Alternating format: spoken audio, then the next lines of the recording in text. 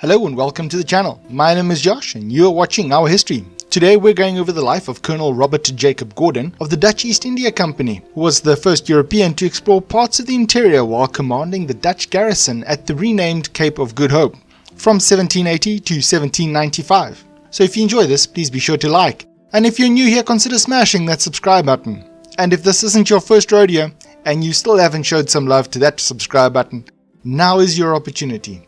Thank you for watching. Robert Jacob Gordon. Robert Jacob Gordon was a Dutch explorer, soldier, artist, naturalist and linguist who lived from 1743 to 1795.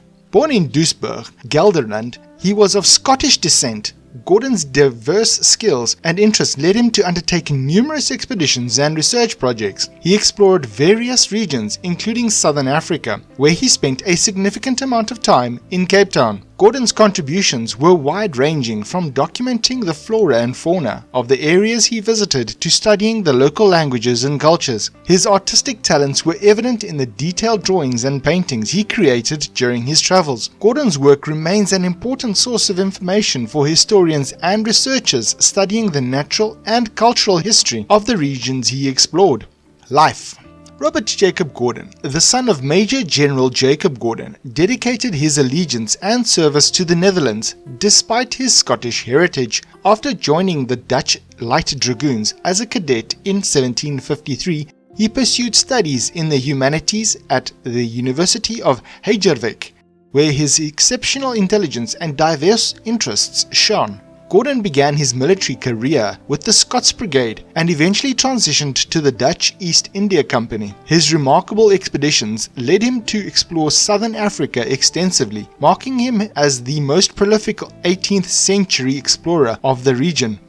From 1780 to 1795, he held the rank of colonel and commanded the Cape garrison while residing in the esteemed Schoendersite Manor House. He embarked on a total of 6 journeys during the period from 1777 to 1786.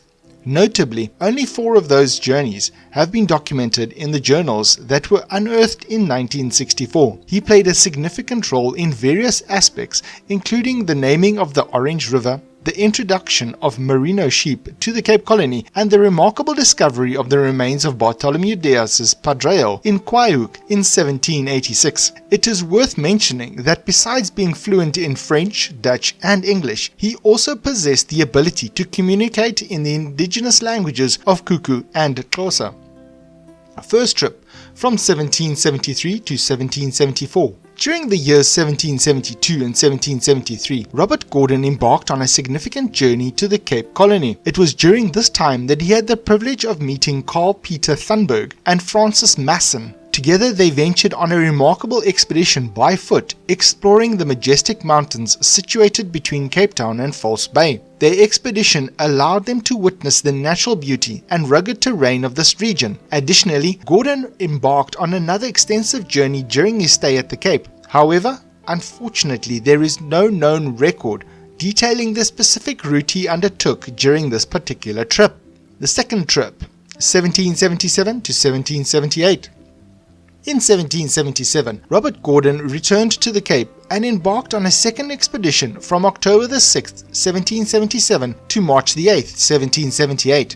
Accompanied by William Patterson, an esteemed botanist, and Johannes Schumacher, an artist, Gordon departed from Cape Town and headed towards Swellendam. Unfortunately, Patterson fell ill and had to turn back, but Gordon continued his journey. He travelled through Plattekloof, Biervlei, and present-day Aberdeen, eventually crossing the Sneeuwberg. Eventually, Gordon reached the Groote River by navigating north up the Great Fish, Tarka, and Vlakpoort rivers, ultimately reaching the confluence of the Groote River with the Caledon. Along the way, Gordon also made various visits to meet the Xhosa chiefs. Schumacher, a companion of Gordon, accompanied him on all his journeys, creating a detailed account of their travels. This has resulted in some confusion today as to which sketches were made by Schumacher and which were Gordon's. Gordon was meticulous in recording various data during their trips, including altitude, compass headings, hours travelled, and other relevant information. He intended to incorporate this data into a comprehensive map he planned to create. Additionally, Gordon expressed a desire to meet the Xhosa chiefs near present-day Somerset East during this particular journey. Throughout most of the trip, Gordon followed a well-established route, occasionally accompanied by fellow travellers.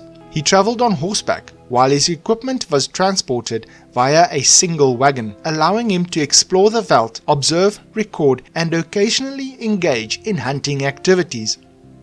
Third trip, 1778. In September to October 1778, Robert Gordon embarked on his third trip to the northeastern frontiers of the colony, accompanied by Governor van Plettenberg. This expedition aimed to explore and assess the situation in the region. Lasting for several weeks, the journey allowed Gordon and van Plettenberg to gather valuable information about the area's geography, resources, and potential threats. They meticulously documented their findings, providing crucial insights into the northeastern frontiers. This expedition played a significant role in expanding the colonial knowledge base, enabling informed decision-making regarding future development and security strategies in the region. Death, 1795. Gordon, as commander of the garrison, held the responsibility of defending the Cape. During the years 1794 and 1795, the French successfully invaded the Netherlands, causing the Prince of Orange, who served as the de facto head of state, to seek refuge in England. In response, a British fleet arrived at the Cape in 1795, claiming to occupy the colony on behalf of the Prince. Initially complying, Gordon faced accusations of treason from his own soldiers for permitting the British occupation. Consequently, he became an outcast, subjected to ridicule and violence. On the 25th of October 1795, Gordon tragically ended his life at his residence, Skundersite. If you enjoy this channel and you'd like to support more content like this, because all contributions are greatly appreciated, please check out the Patreon link in the description below.